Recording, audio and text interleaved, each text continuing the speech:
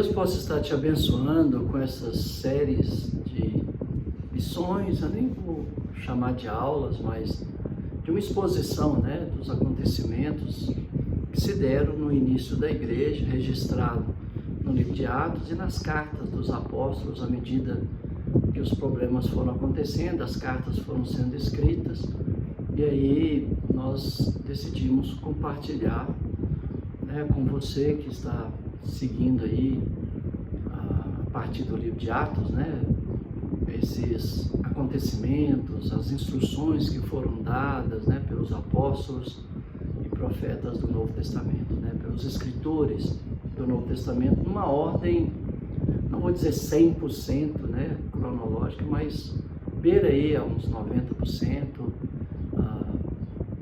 porque é muito difícil datar, né, tudo precisamente, né, mas está mais ou menos numa ordem cronológica, né, dos fatos e dos acontecimentos que se deram na época que a igreja se iniciou, em Atos, capítulo 2, né, e até os últimos escritos, né, que foram as cartas de João e o Apocalipse de João.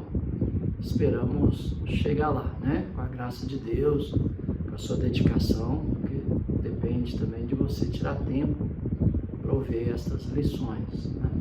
E hoje nós queremos concluir a segunda carta de Paulo aos irmãos na cidade de Corinto e aos santos da cidade, da região, da Acaia. E nós vimos, né, que infelizmente a igreja de Corinto estava aceitando, suportando, aguentando falsos apóstolos, maus obreiros que os escravizavam, que os exploravam, que os esbofeteavam e rejeitando, né, a dedicação, o compromisso do apóstolo Paulo para com aquela igreja. Havia oposição a Paulo, mas também havia relacionamentos quebrados, né, dentro da igreja. Havia imoralidade por parte de alguns que não se arrependeram, e Paulo tinha esperança que aquelas pessoas iam se arrepender, mas infelizmente parece que não. E aí então Paulo vai escrever agora que ele irá, né, de novo pela terceira vez à cidade de Corinto, e ele vai colocar as coisas em ordem, né? Se tiver que disciplinar alguém, vai acontecer. Se não, se houve arrependimento, né, então não haverá necessidade da disciplina, mas se não, ele ia tratar com rigor aquelas questões pendentes, né? Então, ele fala, esta é a terceira vez que vou ter convosco, e por boca de 2 ou 3 testemunhas, toda a questão será decidida. Ia haver examinação, né, das questões, e as questões seriam julgadas. Ele está aplicando aqui o princípio da lei de Moisés, né, que tendo 2 ou 3 testemunhas, tudo seria resolvido, né? E também o ensinamento de Jesus. Jesus, em Mateus 18, ele também fala, né, que você deve, se alguém pecar contra você, você deve, em particular, tratar com aquela pessoa. Se ela ouviu e arrependeu, então a questão está encerrada, você ganhou seu irmão, você ganhou sua irmã, e tudo está resolvido. Se não, então deve chamar testemunhas, tratar a questão diante de testemunhas, e se a pessoa der ouvido às testemunhas, também a questão está resolvida. Se não, leva ao conhecimento da igreja, a igreja então deve falar com aquela pessoa. Se a pessoa ouviu a igreja, então a questão também está resolvida. Caso contrário, então a igreja deve afastar aquela pessoa da comunhão. Só depois que a igreja falar com ela, só depois que você for em particular, depois que levar testemunha, depois que a igreja falar, que vem a exclusão, né? E ele ensina também, né, o mesmo princípio, né, quando ele fala em 1 Timóteo 5,19, tratando ali dos problemas já da igreja de Éfeso, né? Para proteger um inocente, o juiz civil ou eclesiástico, né, exigia que mais de uma testemunha apresentasse provas indisputáveis do delito. Se não houvesse essas provas, então não havia julgamento, não havia questão, não havia... Porque sem prova você não pode acusar ninguém, né? Inclusive, Paulo ensina isso, né? Jesus ensina isso. Tem que ter testemunhas, né, confiáveis dos fatos, para que nós não sejamos injustos no aplicar a disciplina. E então Paulo diz, esta é a terceira vez que vou ter convosco, por boca de 2 ou 3 testemunhas, toda a questão será decidida. Né? Então, ele está aplicando aqui o princípio da lei de Moisés, o ensinamento de Jesus, de Mateus capítulo 18. Você pode ler Deuteronômio 19, verso 15, que você vai ter o princípio da lei. Então ele fala no verso 2 o seguinte, né? Já o disse anteriormente e torno a dizer como fiz quando estive presente pela segunda vez, mas agora estando ausente, o digo aos que outrora pecaram. Quem é os que outrora pecaram? Aqueles que ele terminou ali no capítulo 12, dizendo que não se arrependeram da impureza, da prostituição, da lascívia que cometeram. Eles não tinham se arrependido, né? Então, Paulo está dizendo, eu já falei na segunda vez, agora, pela terceira vez, digo aos que outrora pecaram e a todos os que se outra vez for ter convosco, não os pouparei. Então, haveria disciplina. Você vê que Paulo provavelmente falou com os irmãos, né, na segunda vez, deu tempo, né, para os irmãos se corrigir, e agora ele voltando pela terceira vez, se os irmãos parece que eles não se arrependeram, então Paulo ia tratar da questão. Você vê que ele trabalha com o fator tempo, né? Às vezes a gente quer resolver as questões na igreja ontem, né?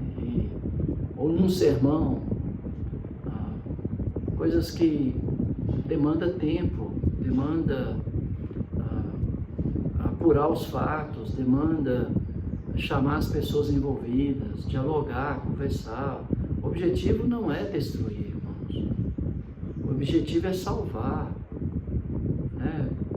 Paulo, ele disse, a minha autoridade demarcada por Cristo sobre vós é para edificar, não é para destruir.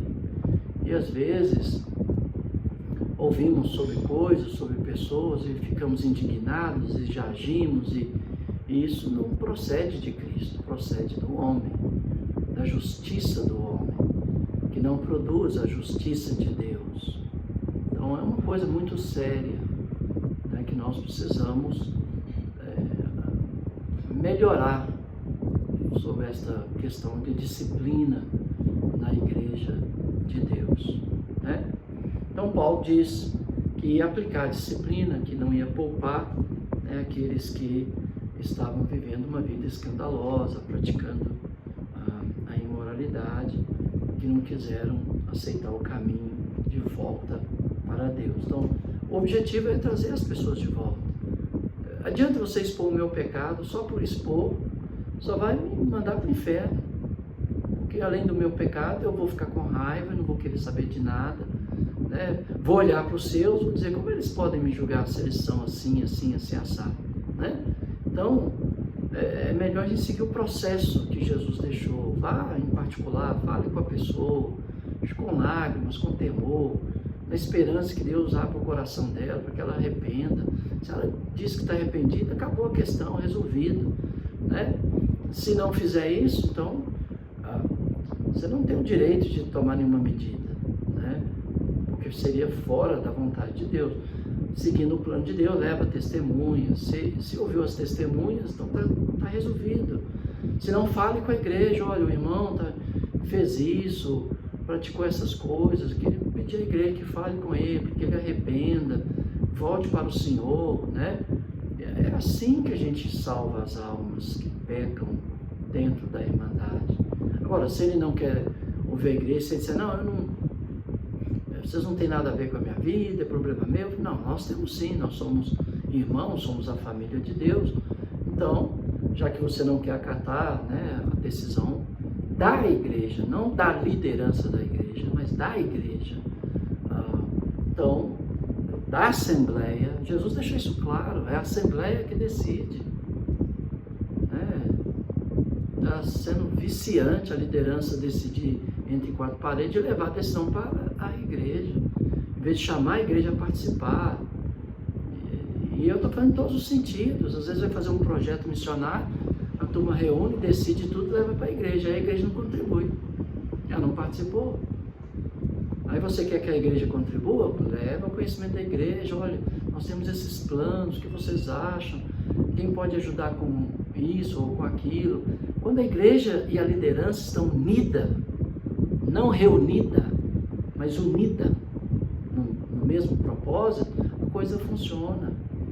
Mas quando só está reunida, eles decidiram, eles que se viram, né? O homem é assim, irmãos. Nós somos assim, né? Se eu não participo de uma decisão, eu não vou pagar a conta, não.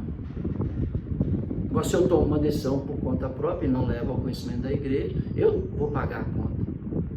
Mas se eu levo ao conhecimento da igreja e a igreja decide, então a igreja juntamente comigo, eu juntamente comigo, pagaremos a conta, tá vendo? Eu usei esse termo de pagar a conta é só para dizer que a participação da igreja é necessária nas decisões que temos que tomar, né? Foi assim na Bíblia o tempo todo, a igreja participando. Então, no versículo 3 e 4, Paulo quer provas, né? Verso 3, posto que buscais prova de que em mim Cristo fala, a qual não é fraco para convosco, antes é poderoso em vós, né? Influenciado pelos falsos apóstolos, a igreja teimavam em viver na prática do pecado e buscavam provas contra Paulo, argumentando que Paulo não era ministro de Cristo, né? Não falava da parte de Cristo. Então, Paulo está dizendo que Cristo fala por meio dele, né? E aí no verso 4 ele diz, porque de fato foi Cristo crucificado em fraqueza, contudo vive pelo poder de Deus. Porque nós também somos fracos nele, mas vivemos com ele para vós outros pelo poder de Deus. Os falsos apóstolos mediam a si mesmos olhando uns para os outros, né? Isso é loucura, você se comparar a outra pessoa. Isso é suicídio espiritual, né? Ou você vai se exaltar ou você vai se menosprezar. Ou você vai julgar os outros ou você vai desprezar os outros. Mas quem somos nós para julgar nossos irmãos? Cristo é o juiz, né? E conhece todas as coisas. Agora, diante de questões, nós devemos julgar nós mesmos, né? E diante de questões, diante de fatos de verdade, nós devemos levar ao conhecimento da igreja e juntos tratar o assunto, né? Então, Jesus, ele deixou seus privilégios, ele esvaziou-se da sua glória, ele tornou-se pobre, ele foi humilhado até a morte de cruz, ele suou sangue, ele foi esbofeteado, ele foi cuspido, ele foi xingado, ele foi amaldiçoado, né? Mas na sua morte ele triunfou sobre todo principado, potestade e poder e os levou à vergonha pública. Está lá em Colossenses capítulo 1, verso 14 e 15, não só cancelou o escrito de dívida que era contra nós, referindo à lei de Moisés, quanto o domínio dele sobre os poderes espirituais. Então, nós devemos realmente viver para Deus, para a glória de Deus. Em Cristo nós existimos, nós nos movemos, nós respiramos. É Ele que nos abençoa com o pão nosso de cada dia. Ele que enche as nossas mesas de fartura e abundância. A Ele devemos total obediência. Mas os rebeldes da igreja de Corinto estavam pregando outro Jesus, não o nosso. E aí, influenciado pelos falsos apóstolos, dava muito valor a poder, a autoridade, a expressão, né? Ô irmão, você não tem autoridade nenhuma sobre o povo de Deus. Toda autoridade foi dada a Jesus no céu e na terra. Jesus exerce a sua autoridade na igreja através de homens e mulheres que foram comissionados pelo Espírito Santo para pastorear a igreja de Deus. Foi constituído pelo Espírito Santo para cuidar da igreja de Deus. Então, Jesus que exerce a autoridade. Como? Você abrindo as Escrituras e falando o que as Escrituras dizem, não o que você acha ou pensa. Nós devemos deixar o achômetro de lado e voltar para dizer: assim diz o Senhor, assim diz o apóstolo Paulo, servo e apóstolo de Jesus Cristo, assim diz os profetas, assim diz Mateus, Marcos, no seu escrito, assim diz o apóstolo João, assim diz Isaías, assim diz o profeta. Em algum lugar das Escrituras está escrito, Então, nós devemos voltar a usar essas frases enquanto estamos pregando, se de fato estamos pregando o Jesus histórico que morreu na cruz, que ressuscitou dos mortos, que derramou o seu Espírito, que estabeleceu a sua igreja, que continua intercedendo por nós. O Jesus histórico, não o Jesus marionete aí que faz o que as pessoas querem ou fazem o que os pastores dizem que vão fazer e que na verdade não é o nosso Jesus, e não é mesmo. Outros pregam um Jesus que não é o nosso Jesus. E Paulo então fala no verso 5 a 6, ou nos reconheceis, ou não reconheceis que Jesus Cristo está em vós, se não é que estáis reprovados, mas espero que reconheçais que não somos reprovados. E aí ele parte aí para o verso 7, antes ele diz: examinai-vos a vós mesmos, se realmente estáis na fé. Provai-vos a vós mesmos, no verso 5, ou não reconheceis que Jesus Cristo está em vós, se não é que já estáis reprovados. Então, em vez da gente ficar olhando para os outros, julgando a vida dos outros, nós devíamos olhar para nós mesmos e nos julgarmos. E se nós nos julgarmos, nós não seremos reprovados. E se cada um fizesse isso, a igreja seria muito mais santa e pura e perfeita, porque eu estaria olhando para os meus pecados e removendo-os da minha vida, tirando o cisco, tirando a trave do meu olho, para depois poder ajudar meu irmão que tem um cisquinho lá no olho dele. Não foi isso que Jesus disse? Tira a trave que está no teu olho, para depois você poder tirar o cisco que está no olho do seu irmão. Paulo fala aos irmãos em Corinto, na primeira carta, no capítulo 11, que devemos julgar nós mesmos, para nós não sermos reprovados na hora da ceia do Senhor. Mas é mais fácil, olhar para os outros e falar mal dos outros, enquanto estamos praticando as mesmas coisas, numa proporção maior ou menor, mas estamos. Eu vejo pessoas condenando aí outros por guardar alguma coisa da lei de Moisés, e eles acabam guardando coisas da lei. Você fala mal e pratica as mesmas coisas. Então temos que tomar muito cuidado com esse juízo temerário. Devemos julgar não pelo ouvir dos nossos ouvidos ou pelo olhar dos nossos olhos, mas pela reta justiça que que é Deus, que é Cristo, o nosso Senhor. Né?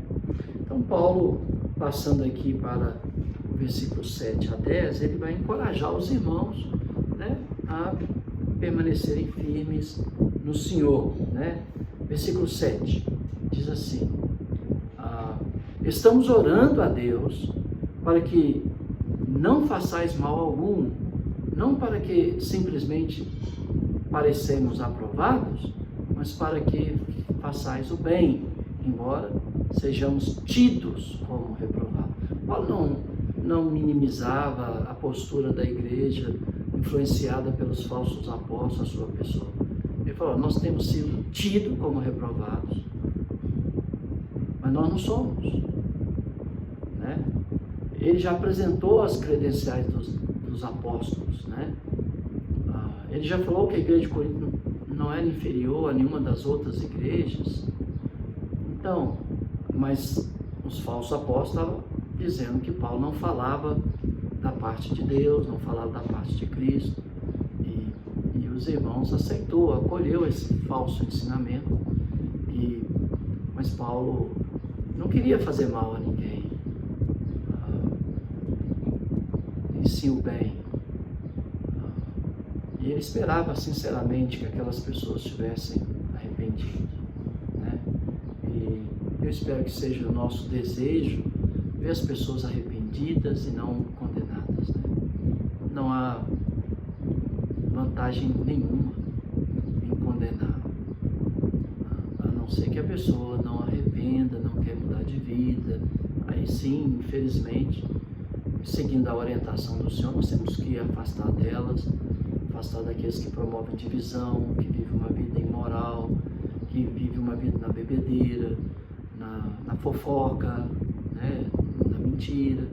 Devemos, depois de repreender, orientar, afastar dessas pessoas e nem comer com elas. Jesus disse isso, né, através do apóstolo Paulo. Pode ler 1 Coríntios 5, depois 6, e você vai ver estas instruções. Então Paulo diz: porque nada podemos contra a verdade, senão a favor da própria verdade. Porque nos regozijamos quando nós estamos fracos, e vós fortes, e isto é o que pedimos, o vosso aperfeiçoamento. Está vendo? Os irmãos não tinha falta no saber, no conhecimento, mas tinha falta na generosidade.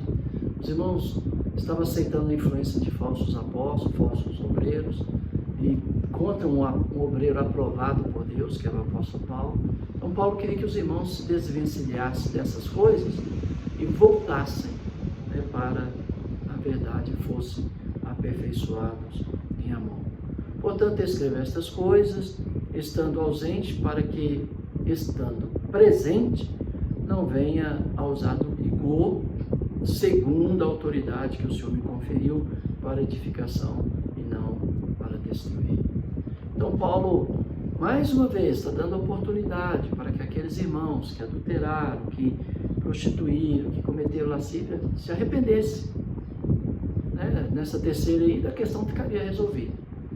Né? Se os irmãos estivessem mostrando fruto de arrependimento, tudo bem, permaneceriam na comunhão. Se não, provavelmente seriam expulsos da comunhão junto da igreja. Mas está vendo, até aqueles que fizeram coisas absurdas, né?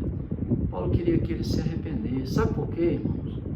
Porque Deus não tem prazer na morte do ímpio. Deus se alegra com a morte do justo, mas do ímpio não. Porque o ímpio se perde eternamente. Quem ganha é Satanás. Apesar que estará sob a mesma sentença, né? Sob o mesmo juízo. Ele não será príncipe do inferno. Ele estará sob o mesmo julgamento, né? Sob o mesmo fogo que arde e queima, que não se apaga.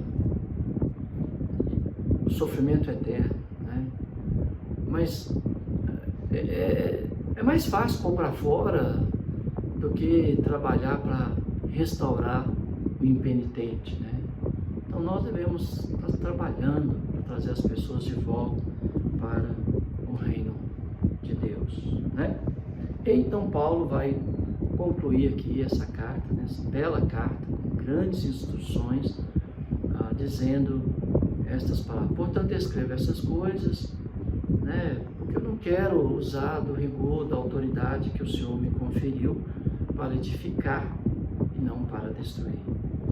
Quanto ao mais, irmãos, a Deus, aperfeiçoai-vos. Então, vamos nos aperfeiçoar, vamos deixar as coisas elementares da doutrina de Cristo e vamos avançar para o que é perfeito. Já restauramos as coisas externas da nossa fé, a ceia no primeiro dia da semana, a adoração à capela, a oferta sendo um ato voluntário, já restauramos, né, o batismo bíblico, mas falta a gente restaurar o zelo, o amor, a fé, o caráter, a santidade, de olhar para as coisas eternas, de não tremer diante e nos esconder diante de uma pandemia, de um desastre natural, olhar para o alto e saber que a nossa redenção se aproxima, não encher os nossos corações, né, de preocupações, né? Vamos avançar para o que é perfeito, né? Viver para Cristo, porque estamos mortos para este mundo, focar realmente nas coisas espirituais, celestiais, nas coisas, como o autor de Hebreus nos desafia, né, a lembrar que a nossa âncora está lançada além do véu na presença de Deus, que a nossa estabilidade é Deus, não é a economia do país, não é a economia global, é Jesus a nossa estabilidade. E se nós tivermos que passar fome, frio, nudez, perigo, espada, passaremos, glória a Deus.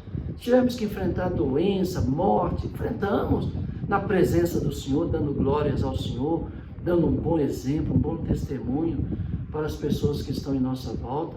Eles vão dizer, por que eles não temem a morte? Porque nós sabemos que quando fecharmos os nossos olhos, passamos da morte para a vida, estaremos para sempre com o Senhor. Né? E na ressurreição, nossos corpos serão ressuscitados, revestidos, se na vida do Senhor estivermos vivos, de glória, para estarmos com o Senhor para a eternidade. Vamos avançar para o que é perfeito e vamos deixar de lado as coisas elementares dos ensinamentos de Cristo. Não é desprezar, porque às vezes a gente fica falando sobre os mesmos assuntos, né? Em vez de avançar para o que é perfeito. Por isso que a gente tem esse objetivo de expor toda a Escritura para que os irmãos e irmãs possam crescer em toda a verdade, em todo o conhecimento do nosso Deus. E é claro que o que nós estamos falando aqui só está arranhando, né? E você deve se aprofundar, se aperfeiçoar, crescer, amadurecer no temor e no amor de Deus. Quanto ao mais, irmãos, a Deus aperfeiçoai-vos, consolai-vos. Está vendo? Devemos nos consolar, né? Por isso que é bom serem dois, porque se um cai, o outro está ali para levantar o outro, né? O mundo está aí amargando no desespero, e esse desespero está chegando dentro das nossas igrejas. Por quê? Porque os irmãos estão tirando os olhos do céu. Está na hora da igreja voltar a olhar para o alto, parar de olhar para a pandemia, para as manchetes dos jornais, para as políticas dos políticos, para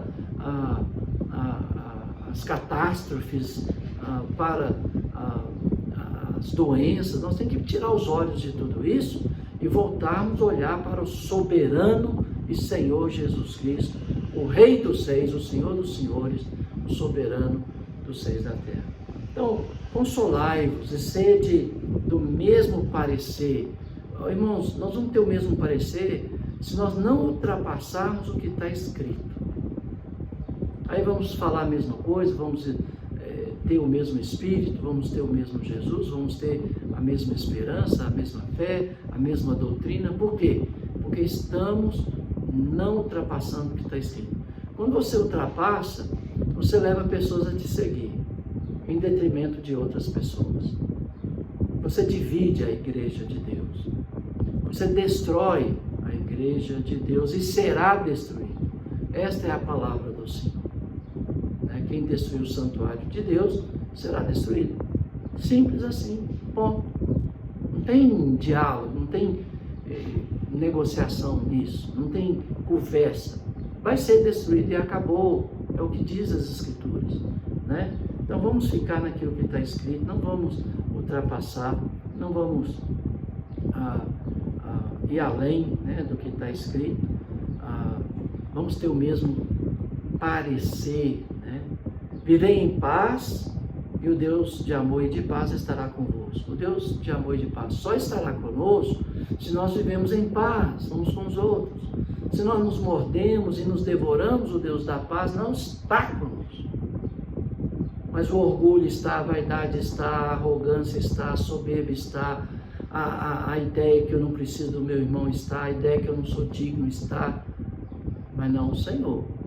Se o Senhor está conosco, nós temos o mesmo parecer, vivemos em paz, consolamos uns aos outros, nos aperfeiçoamos.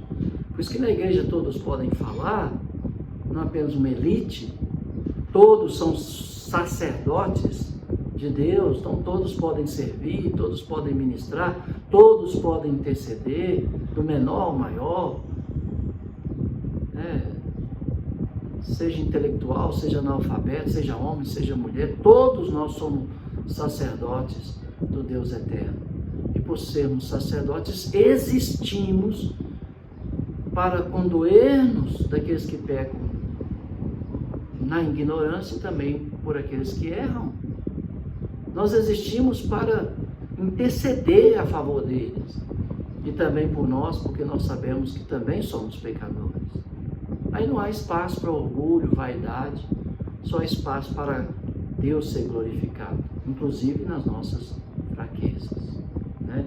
E aí Deus diz: saudai-vos uns aos outros com ósculo santo, todos os santos vos saúdam, e a graça do Senhor Jesus Cristo, o amor de Deus e a comunhão do Espírito Santo seja com todos vós.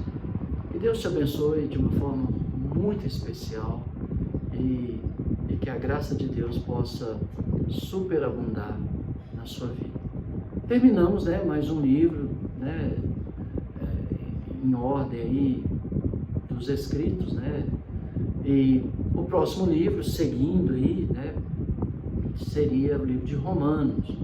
Mas quem deu o curso de Romanos para os alunos do Instituto foi o Paul Dawson, Então, seria o próximo livro que eu estaria abordando, mas o Paul Dawson vai estar abordando esse livro, mas seria nesse momento histórico. Paulo estava na região da Macedônia, ele passa 3 meses na região da Grécia, depois ele retorna pela Macedônia, porque ele está indo para a Síria, e não quer parar em Éfeso, mas ele deixa Timóteo lá para colocar as coisas em ordem. Parece que nessa mesma ocasião ele deixa Tito em Creta, ou envia Tito para Creta. Muitas coisas estão acontecendo, e Paulo então quer chegar, prestar conta, ele quer muito ir a Jerusalém, levando as doações que ele recebeu das igrejas. Inclusive na carta aos Romanos ele pede à igreja de Roma para lutar com ele em oração, para que quando ele chegasse lá na Judéia, ele ficasse, primeiro, livre dos homens maus, segundo, para que os irmãos aceitassem as ofertas dos gentios. Então, é nessa ordem mesmo que o escrito de Romanos aconteceu, Mas uma vez que esse livro foi ministrado por um outro irmão, você vai ter os vídeos acrescentados aqui nesse momento, se não mais tarde, pelo irmão Paul Dawson. Ele deu pelo Skype, então não tem como a gente pegar, a imagem fica muito ruim, o áudio fica muito ruim. Então, lembre-se, se a gente fosse continuar, estaremos agora estudando a carta de Paulo aos Romanos, tá? Uma vez que foi outro irmão que ministrou esse curso, a gente vai tentar gravar com esse irmão e pôr em sequência. Se não, nós vamos ficar te devendo, né, o livro de Romanos, mas nós temos que seguir, né? Nós vamos seguir agora para o capítulo 20 de Atos e vamos dar sequência aí nos acontecimentos, né? E aí novas cartas vão ser escritas, e quando essas novas cartas forem escritas, eu sei que no final Paulo é preso lá em Roma, né?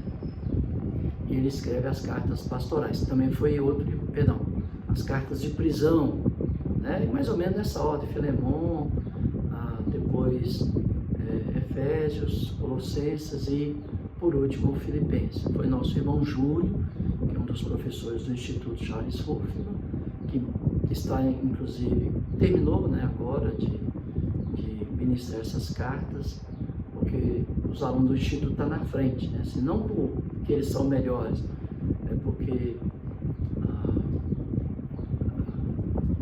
as aulas que eu dou no Instituto tem muitos comentários, então a aula fica muito extensa, depois para dividir fica muito difícil, então eu decidi, não gravo minhas aulas, depois eu faço em particular e coloco em vídeo, né? E vocês colocam no ar.